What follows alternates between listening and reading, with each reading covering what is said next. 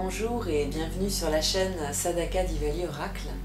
Je suis ravie de vous retrouver pour les énergies de cette semaine du 15 janvier au 21 janvier 2018. Je ferai une vidéo pour la nouvelle lune du 17 janvier, en plein milieu de cette semaine, que je vais poster dans la description en dessous de cette vidéo, quand elle sera prête bien sûr.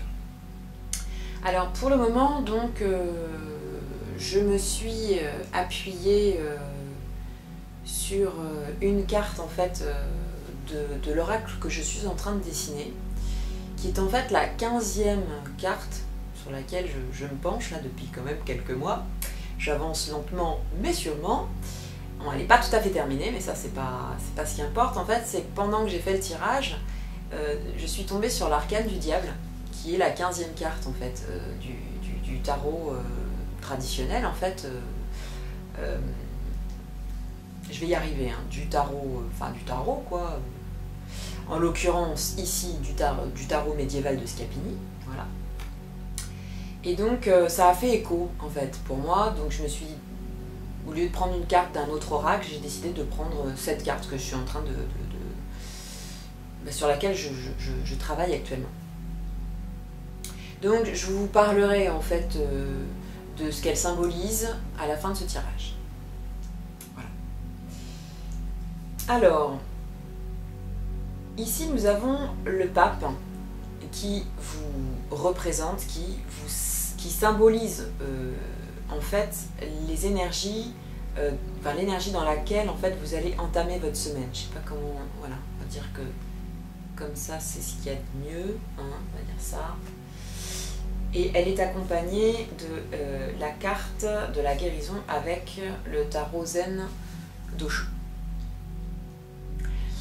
Alors cet assemblage en fait avec ces deux cartes là peuvent représenter une personne qui est dans la quête en fait d'une guérison, qui est peut-être en voie de guérison, qui peut-être a fait le choix de prendre un rendez-vous, par exemple, pour être très concret, avec un énergéticien, admettons, ou quelqu'un en tout cas qui peut permettre en tout cas d'aider à une guérison.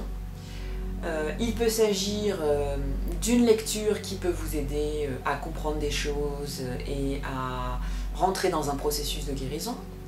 Il peut s'agir d'une compréhension, d'une opportunité de compréhension qui vous permet une guérison.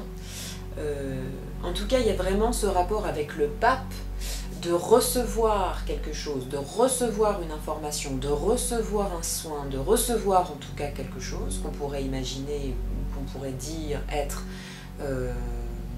des énergies du cosmos, et qui va permettre en fait de transcender, de transformer, de transmuter par les énergies de la Terre.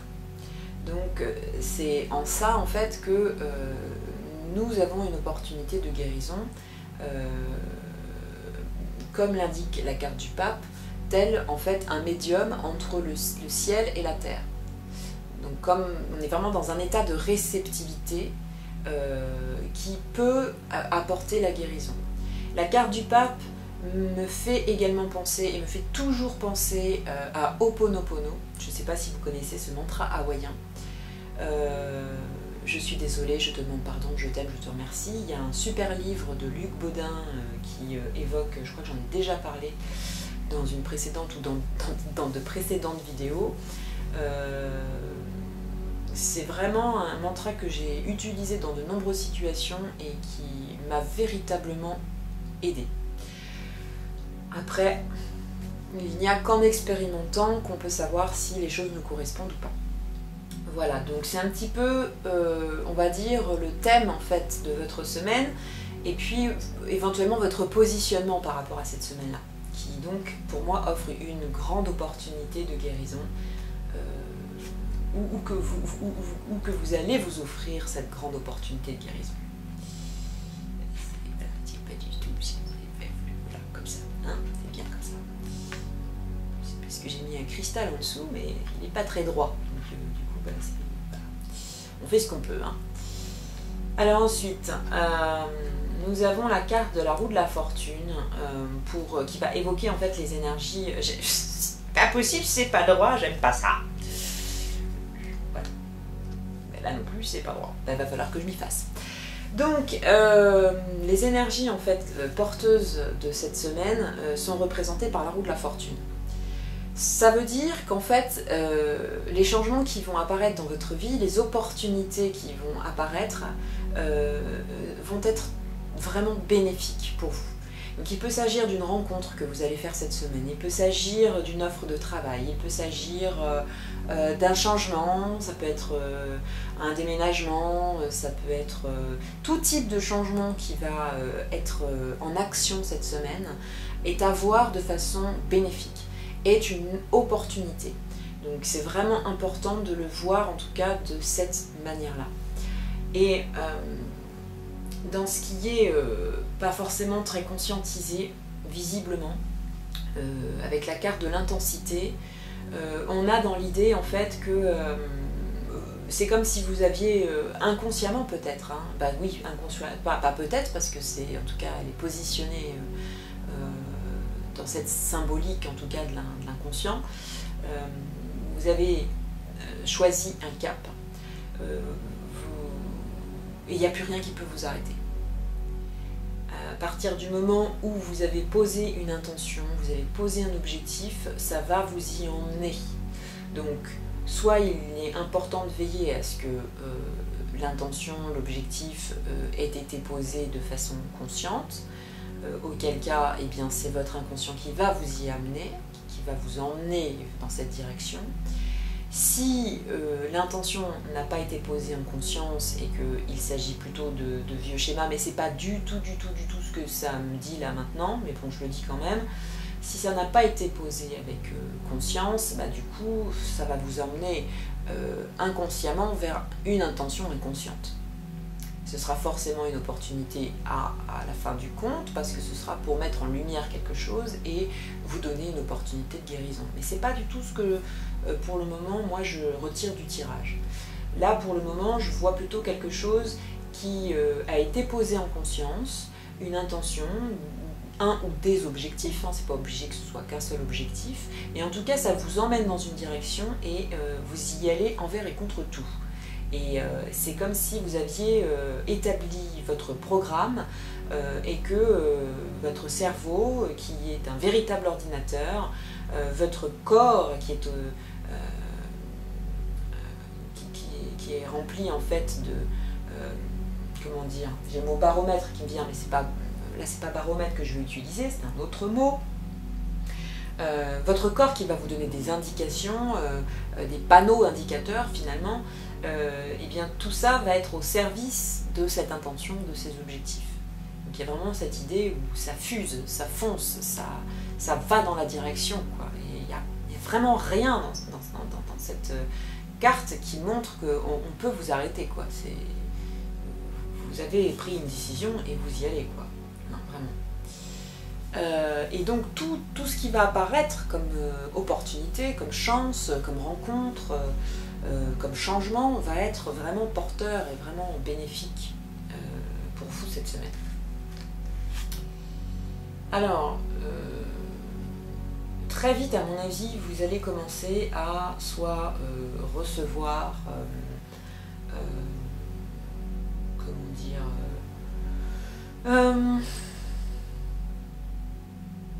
récolter, voilà, plutôt. Vous allez commencer à récolter quelque chose de votre travail, de ce que vous avez mis en place jusqu'à maintenant. Et donc, soit évidemment les fruits que vous allez récolter de votre travail vont être à votre goût ou pas. Donc là, il sera important à ce moment-là de savoir si vous voulez continuer à appuyer ce que vous recevez en continuant à engendrer le même type de pensée, le même type de sentiment, le même type d'émotion, le même type d'intention, d'objectif, etc. pour continuer à valider, pour ancrer encore plus davantage cette récolte dans votre réalité, ou bien si ça ne correspond pas à vos attentes, si ça engendre plus de frustration qu'autre chose, là il va être temps, encore une fois je l'ai déjà dit dans d'autres vidéos, de mettre vraiment carte sur table et d'indiquer très clairement ce dont vous ne voulez plus, afin d'écrire très clairement, en fait, avec une grande lucidité et du discernement, ce que vous voulez créer. Tout en remerciant finalement le changement qui arrive, tout en remerciant la récolte qui arrive, en lui disant un grand oui, même si elle ne vous plaît pas, parce que ça va être juste un message très puissant que vous allez envoyer pour dire ok, merci de m'avoir envoyé, même si vous estimez que c'est un gros tas de merde, et bien de dire merci pour le gros tas de merde, ça me fait comprendre qu'en fait, là, dans ma vie, j'ai décidé cette fois-ci de dire stop au tas de merde. Voilà, et que maintenant, je veux plus un tas de merde, je vais m'en servir d'engrais pour faire pousser de jolies plantes et de jolis fruits. Et du coup, je vais transformer ce sac de merde en un joli engrais. Hein, c'est un peu ça, en fait, l'idée. Donc, les conseils que l'on vous donne. Les conseils que l'on vous donne. Alors, vous avez la carte de la force qui correspond, ou qui porte, je crois qu'on l'a eu la semaine dernière d'ailleurs, hein, qui porte le chiffre 11, tout comme cette année, 2018.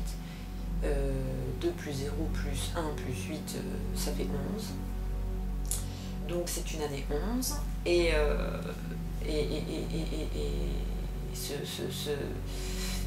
cette force-là, elle vient vraiment nous parler en fait de l'union de nos polarités pour créer notre force. Apprendre à communiquer avec nos émotions et nos sentiments pour développer notre maîtrise de soi.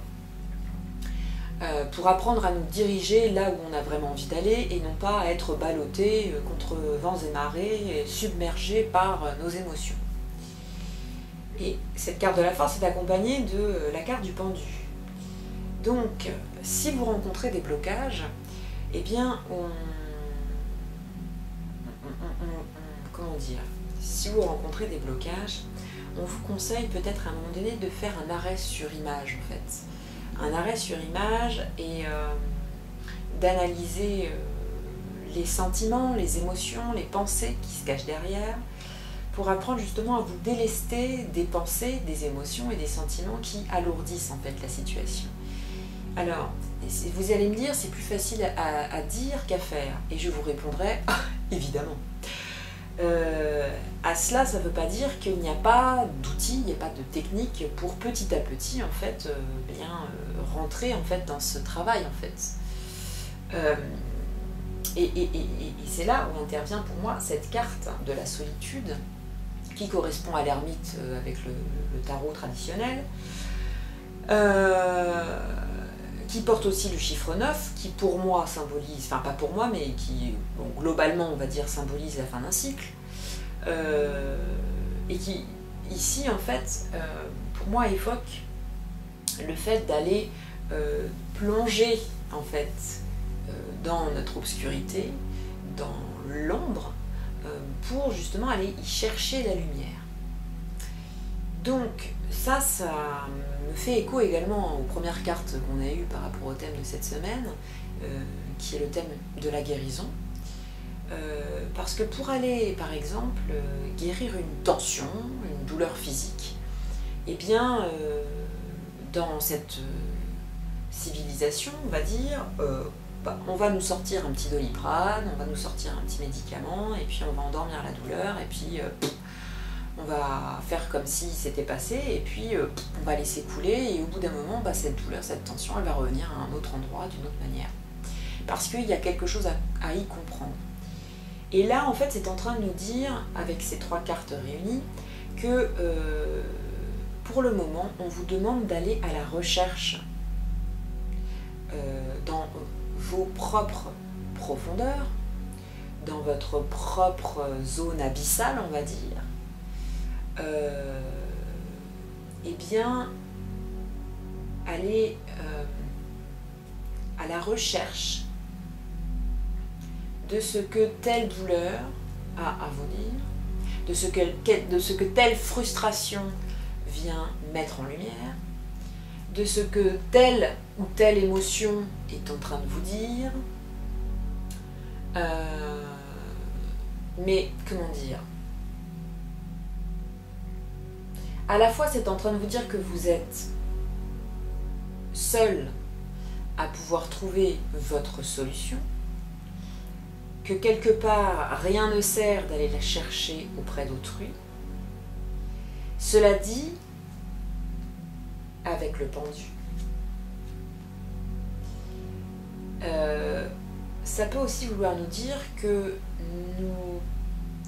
nous avons un rapport avec autrui et que ce rapport avec autrui demande à être à ce que l'on rompe en fait l'illusion. Et avec la force, on a cette idée que ce que vous projetez à l'extérieur et qui vient impacter votre intérieur par une émotion, par un sentiment, est en fait une sorte d'aide, on va dire, j'ai même le mot échelle qui me vient, pour vous aider petit à petit en fait à monter, à remonter en fait, à partir d'une émotion qui va être, qui peut être terrorisante, qui peut être bloquante, qui peut être frustrante, qui peut être attristante, qui peut être, je sais pas si ça se dit attristante, mais bon bref, vous aurez compris ce que je veux dire. D'une émotion qui va être profondément douloureuse, qui va être difficile à vivre, etc. Et bien en fait, ici vous avez cette opportunité de remonter chaque émotion négative pour arriver en fait à la maîtrise en fait. Et cette maîtrise permet à un moment donné de trouver un juste milieu pour ne pas se faire justement envahir par un sentiment de rejet, par un sentiment d'abandon, par un sentiment de frustration, par de la dépression, etc. Et ça va nécessiter aussi de lâcher certaines choses, de lâcher ses illusions, ce qui peut être un petit peu compliqué aussi parce que du coup c'est d'une certaine manière plus facile d'aller se dire que les autres sont responsables de notre douleur, que la situation extérieure est responsable et que nous sommes sans pouvoir finalement.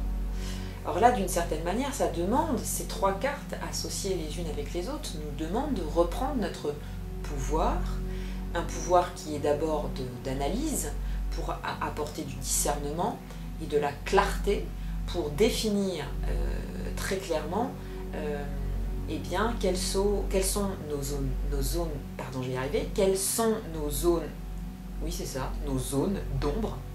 Il y a beaucoup de O, de on, et du coup c'est compliqué. Quelles sont nos zones d'ombre? Ce serait un bon exercice de diction, ça. Bref, donc oui, de définir nos zones d'ombre, afin de définir, après avoir mis en lumière justement ces zones d'ombre, ça va nous permettre de définir, comme je le disais avec la carte du jugement, ce que nous voulons créer véritablement. Et ça demande avec le pendu de le faire de façon, comment dire, assez détachée. Et ça demande de ne pas complètement fusionner avec l'émotion, de ne pas complètement s'identifier à l'émotion. Ça demande d'avoir un recul suffisant. Et c'est là où intervient évidemment cette carte de la solitude. On peut se sentir très très très seul à un moment donné, mais c'est Jim Carrey qui il a écrit ou il l'a dit, j'en sais rien, mais je l'ai vu il n'y a pas longtemps circuler sur Facebook, qui disait la solution. Ça c'était vraiment un lapsus, très révélateur je pense. Donc pas la solution, la solitude. Il disait la solitude est dangereuse et addictive. Parce que quand on revient après dans le monde, on se rend compte à quel point les autres drainent notre énergie. C'est ce qu'il a écrit. Et en effet, à un moment donné, on peut avoir terriblement peur de la solitude, sauf qu'en effet, elle est totalement addictive. à partir du moment où on se rend compte que dans la solitude, en fait, on est en sécurité. Il y a une forme de sécurité, parce que du coup, on ne va pas se faire justement happer par l'autre. Or là, peut-être ça peut vous conseiller, dans ce cas-là, de prendre un temps de recul, de prendre une semaine vraiment pour vous permettre justement de guérir ce qu'il y a à guérir, pour vous permettre de mettre en lumière ce qu'il y a à mettre en lumière, et ça peut vouloir nous dire ça. Si vous n'êtes pas dans une semaine où la solitude est à propos et puis est tout simplement possible, ça peut vouloir nous dire aussi que dans votre rapport aux autres, là on vous demande d'adopter en fait une solution un peu de repli. Et donc avec le 9, de voir les choses autrement, de mettre fin à la façon dont on voyait les choses auparavant, pour adopter plutôt cette vision de la force qui va être ce que je vois à l'extérieur, vient me parler au plus profondément à l'intérieur. Et l'un nourrit l'autre. Et le travail que j'ai à faire peut me permettre de trouver ce juste milieu. Donc, je parle beaucoup sur ce conseil-là, mais parce que c'est, ça dépend évidemment d'à quel comment dire, dans quel état d'esprit vous êtes. Je sais qu'il y a des états d'esprit qui sont complètement différents par rapport à ce que je viens de dire, et comme je m'adresse à des personnes d'ailleurs que je ne connais pas, dans la généralité, et ben du coup, je pèse mes mots parce que c'est pas forcément évident pour des personnes qui sont peut-être pas forcément dans ce travail-là, de se voir entendre dire, que bien ce qu'il y a à l'extérieur est une projection de ce qu'il y a à l'intérieur, et que du coup il y a une forme de responsabilité par rapport à ça. Il y a des personnes pour lesquelles c'est très très très difficile à entendre, et puis du coup à comprendre. C'est pour ça c'est un petit peu complexe, je trouve, parce que je ne sais pas à qui je m'adresse. Voilà. Donc ça, c'était les conseils que l'on nous donne.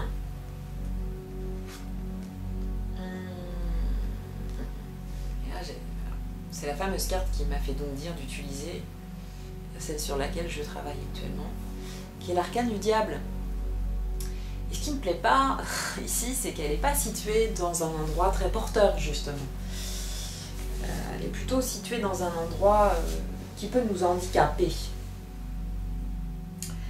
Et là, le diable, donc, c'est tout ce qui va toucher à la matérialisation, éventuellement, de nos désirs, de nos envies, mais aussi à la matérialisation de nos peurs. Pardon. Donc, il peut s'agir d'une semaine où, justement, on peut être confronté à nos peurs. Donc là, ça me fait penser, évidemment, à la solitude qui effraie beaucoup de personnes. Il peut donc y avoir... comme je disais tout à l'heure, on peut récolter quelque chose de très très positif, auquel cas si on matérialise nos désirs, attention à l'attachement, ne vous attachez pas trop aux résultats positifs, pour ne pas vous faire justement submerger par l'enthousiasme, parce que trop d'enthousiasme, c'est pas bon non plus pour le cœur. Donc attention à trop d'enthousiasme. Attention aussi à ce qu'on est prêt à faire pour obtenir nos désirs et ce que l'on veut. Attention à ne pas rentrer dans de la manipulation, par exemple. Et des fois, c'est pas toujours conscient. Parce que là où il y aura manipulation, il y aura fausse donne, en fait. Il y aura quelque chose qui va être bâti et fondé sur une sorte de mensonge, finalement. Donc les fruits que vous allez récolter de ces fondations-là, vous allez, à un moment donné, vous les reprendre comme un boomerang, en fait. Et à ce moment-là, ce ne sera pas sympa. Bon. Donc, voilà. Aussi, c'est en train, pour moi, de venir corroborer ce qu'on avait avec... ce que j'ai vu, en tout cas, avec le pendu, ici. C'est attention à l'illusion. Attention à ne pas s'illusionner. Il est possible à un moment donné que l'on rêve plus sa vie qu'on ne la vive. Ça, c'est exactement ce dont parle Sandrine d'Astroéthique pour les énergies de la nouvelle lune qui s'en vient, de la nouvelle lune en Verseau. il y a cette idée-là en fait, il y a cette idée de rêver sa vie et donc de procrastiner. Mais du coup, moi je vais juste repartir sur cette carte, cet arcane-là, sans parler voilà, si ça vous intéresse, hein, Sandrine d'Astroéthique, ça se trouve très facilement sur YouTube, qui parle des énergies donc de la nouvelle lune qui s'en vient en Verseau. Ça c'est une chose. Là moi je vais vraiment reparler de l'arcane du diable en fait, qui va vraiment nous symboliser le fait de s'illusionner par peut-être ses envies, peut-être que le désir que l'on a n'est peut-être pas forcément bon pour nous, peut-être que ce désir-là nous illusionne, et que du coup ça va demander un sacré travail sur soi justement pour mettre ça en lumière. Donc voilà, ça peut nous parler de ça, ça peut nous parler, comme je le disais, de la matérialisation de nos peurs cette semaine. Donc auquel cas, eh bien, la carte que nous avions ici est en train d'une certaine manière de compenser pour dire ok, vous risquez de vivre une situation qui peut vous alarmer, qui peut vous effrayer, qui peut vous tendre. C'est pas forcément quelque chose d'énorme, hein. Ça peut être quelque chose qui peut créer une tension physique chez vous, hein, voilà. Et bien là, c'est en train de nous dire, avec la roue de la fortune, que c'est en fait une opportunité. Donc voyez-le vraiment comme une opportunité et dites-lui vraiment oui, ok, j'ai compris, mais ça, c'est fini, ça, c'est stop. Là, moi, c'est ça que je veux construire, je m'autorise la guérison. Voilà. Il y a vraiment cette notion de se permettre de guérir, de se permettre de vivre la vie de ses rêves, etc. Et de faire aussi attention à cette notion d'usurpateur, par exemple. Parce que quand je parlais de manipulateur, il peut aussi y avoir la peur d'être un usurpateur. Si par exemple vous commencez à faire un métier qui a du sens pour vous, que vous aimez, qui vous parle, etc., eh bien peut-être qu'inconsciemment il y a quelque chose à l'intérieur de vous qui vous fait croire que vous êtes usurpateur, que vous n'êtes pas légitime, que vous êtes un manipulateur parce que vous allez faire de l'argent avec ce métier qui a du sens pour vous. Parce qu'on n'est pas habitué à ça, on est habitué plutôt au fait de travailler pour faire de l'argent dans un mode de survie finalement. Et à partir du moment où on va commencer à faire de l'argent pour vivre, eh ben, il peut se poser cette question-là, de se croire usurpateur, de se croire manipulateur. Ça peut être tout ça en fait, ça dépend tellement en fait de chaque cas, de chaque personne. C'est vraiment en fonction de soi, et la problématique ici qui est posée, vraiment, véritablement, c'est justement ce qui est à l'intérieur, ce qui est tapis dans l'ombre, ce qui est donc inconscient. Mais on ne va pas aller chercher ce qui est inconscient dans le divertissement, par exemple. Dans le divertissement, au contraire, on va aller s'éloigner. On va s'éloigner de soi, on va s'éloigner de sa douleur, on va la mettre sous le tapis en disant c'est comme la poussière, hein, qu'on va mettre sous le tapis, puis on va dire ah bah tiens c'est sous le tapis, je la vois plus. C'est sous le tapis, ça n'existe plus. Mais c'est pas parce que c'est sous le tapis que ça n'existe plus, c'est juste sous le tapis. Mais pendant que ça c'est sous le tapis, eh ben il y en a d'autres de la poussière qui s'amoncellent. Et puis ben on continue à mettre sous le tapis la poussette aussi pendant que j'y suis, bon, bref, la poussière. Et du coup ben, au bout d'un moment le tapis il est rempli de poussière. Mais à l'extérieur on ne voit plus qu'il y a toute cette poussière finalement. Donc là c'est un petit peu ça, c'est peut-être qu'à un moment donné, toute cette poussière, va falloir la transmuter d'une manière ou d'une autre, va falloir la nettoyer, va falloir en faire quelque chose, quoi, finalement. Donc c'est peut-être aussi en train de nous dire ça. Voilà. Donc, ce qui me parle avec justement cette carte-là que je suis en train de confectionner, du coup, il y a vraiment cette idée de... Pour moi, ici, il y a vraiment cette idée de l'intérieur et de l'extérieur. Parce que ici, avec ces deux cartes, hein, donc, voilà, qui correspondent dans leurs chiffres, en tout cas, dans leur placement dans le jeu, qui correspondent vraiment à cette idée que dans l'illusion, hein, il y a vraiment... je vous la voyais celle-là, parce que du coup, j'ai commencé...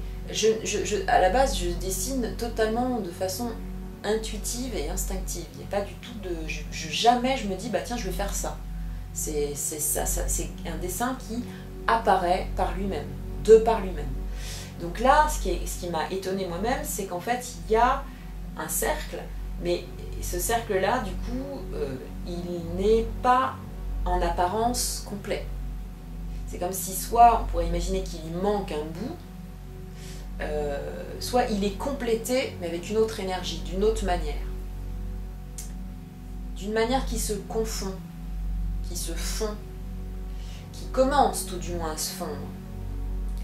Et ce que je veux exprimer par ce que je suis en train de dire, c'est qu'en fait, avec l'arcane du diable, l'illusion, elle vient du fait de se croire séparé aussi. C'est-à-dire qu'on se croit déjà séparé du fait d'être dans un corps. Donc on est dans un corps, vous êtes dans un corps, mon chat est dans un corps. Et du coup, ben, nous, on se croit séparés. On se croit séparés, là j'ai un plaid ici, ce plaid est un objet que je crois séparé. Mais au bout du compte, finalement, tout cela, tout ce que je viens de dire est composé d'atomes. Des mêmes atomes, qui tournent peut-être pas à la même vitesse. Ça, je ne suis pas scientifique, donc là, je ne m'aventure pas là-dedans. Mais tout ça, ce sont des atomes. Et ces atomes-là sont contenus, en fait, dans un espace. Nous sommes contenus dans cet espace. Nous sommes, quelque part, d'une certaine manière, dans le même bateau, mais dans la même énergie. Nous baignons dans la même énergie. Quand il y a par exemple quelqu'un qui marche devant nous et qui fume, nous sentons l'odeur de sa cigarette. Mais quand il ne fume pas, qu'il respire, nous humons une partie de lui en fait. Cette personne qui est en face de nous, qui marche en face de nous, qui marche à côté de nous. Donc nous sommes baignés dans la même énergie. Et l'illusion est de croire que nous sommes séparés. Donc, ce que c'est en train de nous dire, c'est justement attention à cette illusion-là, parce que du coup, ça va nous aider dans nos projections, ça va nous aider à comprendre que lorsque nous avons une problématique avec quelqu'un, finalement, nous ne faisons que projeter. Et inconsciemment, nous allons attirer à nous, à la vitesse qui est la nôtre, mais en tout cas, nous y allons, nous allons attirer à nous ce dont nous avons besoin pour comprendre qui nous sommes. Parce que sans l'expérience du monde physique, comment pourrions-nous savoir qui nous sommes? Comment pourrions-nous apprendre à connaître nos limites? Comment pourrions-nous apprendre à connaître nos désirs? Sans expérience de la vie, sans expérimenter la vie, comment pourrions-nous savoir? Comment pouvons-nous savoir que nous sommes séparés? Comment pouvons-nous savoir que nous sommes un? Par le biais de l'expérience. Donc, quand je parlais par exemple de travail énergétique, eh ben, je vous raconte juste une petite anecdote, sans vouloir vous embêter, mais du coup, étant dans le domaine de la danse, entre autres, j'ai touché à plusieurs disciplines. Et je me suis rendu compte que toutes ces disciplines ont commencé à fusionner à partir du moment où j'ai fait un travail énergétique. Là, ça fait 5 ans que je fais un travail énergétique, et depuis ces 5 années, j'ai commencé à comprendre que c'était ce travail énergétique qui est en train de tout lier. Parce que ça a donné une qualité, en fait, une qualité interne. Ça m'a permis de travailler sur ce qu'on appelle la fibre lente. Et à partir du moment où j'ai travaillé sur la fibre lente, j'ai travaillé justement sur un rapport qualitatif. J'ai augmenté la qualité de mon écoute intérieure, j'ai augmenté la qualité de mon mouvement interne. Et du coup, ça permet après d'aller dans le mouvement extérieur. Et donc, ce que je veux dire par là, finalement, c'est que le fait d'écouter, d'être à l'écoute de mon intériorité me permet, quand je reçois une information de mon monde extérieur, d'être dans le discernement, enfin le plus possible, parce qu'évidemment je suis comme tout le monde, je suis humaine, donc il y a des fois où forcément j'ai pas envie de voir, je n'ai pas de discernement, je n'ai pas de lucidité. Bon, voilà, je ne suis pas plus avancée, je ne suis pas encore éveillée, je suis sur le chemin et ça me va très bien. Donc je vous retransmets simplement ma compréhension en tout cas de tout cela. Voilà. Ça se trouve, j'en ai perdu la moitié, mais c'est pas grave, je continue. La finalité, si tant est qu'on puisse parler de finalité, parce que la finalité est un cadre posé, or là, dans tout ce dont je parle, il n'y a pas de cadre posé, c'est plutôt vertigineux, eh bien nous avons l'étoile, donc nous restons dans le cosmos. Eh bien, avec cette carte ci, qui pour moi est accompagnée de l'existence, donc où nous retrouvons les étoiles, voyez quand même la magnifique synchronicité. Non, c'est merveilleux quand même. Nous sommes dans les étoiles. Bon, eh bien, et c'est accompagné dans la finalité du tarot Zendosho de la carte du voyage. Vous voyez, du voyage qui nous mène vers le soleil. Encore une fois, cette idée de cosmos. Évidemment, j'interprète ça à ma sauce comme je le veux, donc du coup, j'y vois les synchronicités que je veux. Mais vous pourrez faire vos propres synchronicités si vous le souhaitez. Bien sûr. Voilà, donc là, nous avons dans l'idée, avec l'arcane en fait de l'étoile, que tout va bien. Tout va bien. J'ai l'impression que ce soit cette année ou cette semaine, nous sommes accompagnés, il y a vraiment de grandes opportunités qui nous sont offertes sur un plateau étoilé pour comprendre, pour vivre, pour faire l'expérience, pour nous ressourcer, pour guérir. Enfin, voilà, pour moi, il y a vraiment quelque chose de très très positif qui ressort de tout ça à partir du moment où on va rester justement dans notre verticalité. Tada! Voilà. Cette notion de verticalité, c'est vraiment ce qu'on a avec l'existence, qui est représentée par ce chiffre romain du 1, qui est totalement vertical et qui vient appuyer, pour moi, ce dont j'ai parlé plus haut avec la carte du pape comme médium entre le ciel et la terre. Et cette connexion, eh bien, elle vient par le travail énergétique, j'en suis convaincue. Donc là, je suis en train de vous transmettre ce dont je suis convaincue. Et moi, j'ai rien à y gagner là-dedans. Donc c'est totalement désintéressé. Vous voyez ? C'est-à-dire que c'est ça aussi qui nous est demandé. C'est-à-dire que là, avec le pendu, c'est un petit peu bordélique mon histoire, mais c'est comme ça que je fonctionne, moi. C'est comme ça que je fonctionne. Et bien du coup, avec le pendu, on a vraiment cette idée-là, c'est-à-dire que quoi que vous fassiez, n'attendez rien, ne soyez pas dans l'attente. Vous serez forcément déçu à un moment donné. Je suis la première à mettre des attentes, je suis la première à poser des attentes. Parce que je suis la première à me croire séparée et à vivre mes peurs. Donc c'est pour ça que je peux me permettre de vous dire ça, parce que le travail, je le fais. Je le fais, et quand je le fais, il porte ses fruits, et quand je le fais pas, bah, il me porte les fruits pourris, quoi.